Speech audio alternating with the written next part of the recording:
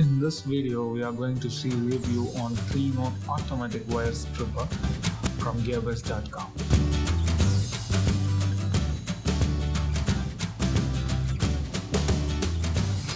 There is no instruction manual with this package, but it is not necessary. Using this one is very easy. There are some product features listed here. Let's have a closer look. Jars were made up of alloy steel with wicker harness of 550 to 650. On the Rockwell scale, it is 52 to 57.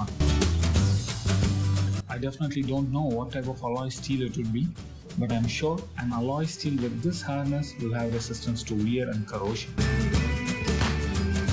If you don't know the gauge of wire, do not strip anything with a diameter beyond 6 mm.